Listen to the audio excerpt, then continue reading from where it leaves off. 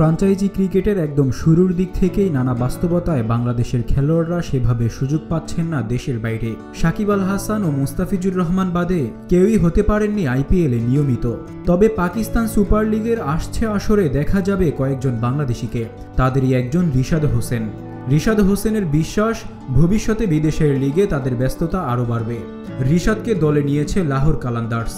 এছাড়া পিএসএল এর player draft থেকে নাহিদ রানাকে দলে নিয়েছে পেশোয়ার জালমি, আর লিটন কুমার দাস যোগ দিয়েছেন করাচি কিংসে। তবে কিছুটা চমকের জন্ম দিয়েই দল পাননি দুই অভিজ্ঞ পেসার মুস্তাফিজুর রহমান ও তাসকিন আহমেদ।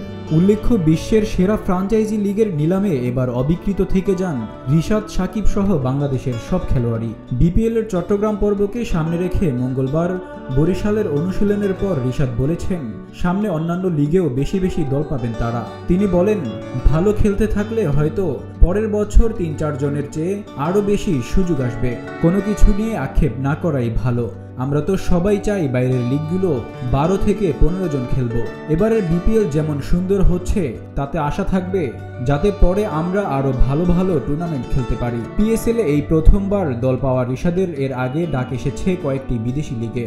সবচেয়ে বেশি উল্লেখযোগ্য অস্ট্রেলিয়ার বিগ ব্যাশ লিগ। ড্রাফট থেকে এই তরুণ লেগ স্পিনারকে দলে নিয়েছিল হোবার্ট হারিকেন্স। তবে মাত্র ২ ম্যাচের জন্য বিসিবি তাকে অনাপত্তিপত্র দেওয়ায় দলটি তাকে বাদ দিয়েছে। সেই হতাশা অনেকটাই কেটে যাওয়ার উপলক্ষ হয়ে এসেছে পিএসএল খেলার সুযোগ। তবে বরাবরই নিরাবেগ রিশাদ রোমাঞ্চে ভেসে যাচ্ছেন না এসব নিয়ে। এ বিষয়ে তিনি বলেন, যে কোনো জায়গায় সুযোগ পাওয়াটা অবশ্যই একটা ভাগ্যের ব্যাপার। আমি আগেই বলেছিলাম, আমি কোনো আশা রাখি না। আইপিএল, বিগ ব্যাশ বা পিএসএল নিয়ে কিছুই আশা করি না। এখন বিপিএলে আছি, এখানেই মনোযোগটা দিচ্ছি। পিএসএল যখন আসবে তখন দেখব। গত টি-20 বিশ্বকাপে রিশাদ যেভাবে বল করেছেন, সর্বাধিক টার্ন আদায় করেছেন, এরপর ফ্র্যাঞ্চাইজি ক্রিকেটে তার চাহিদা বেড়ে যাওয়াটা স্বাভাবিকই। পিএসএল এ ডাক পাওয়ার ক্ষেত্রে অবশ্য একটা ভূমিকা থাকতে পারে পাকিস্তানের তারকা পেসার শাহিন আফ্রিদির, যিনি বিপিএল এর শুরুর অংশে খেলে গেছেন রিশাদের সাথে ফরচুন বরিশালের হয়ে। আগে থেকেই তাই দল পাওয়ার আশা যে জোরালো ছিল, সেটাও আড়াল করেননি রিশাদ। এ বিষয়ে তিনি বলেন, এটা আমি আগে থেকেই অনুমান করেছিলাম যে আমাকে পিএসএল এ নেওয়া হতে পারে।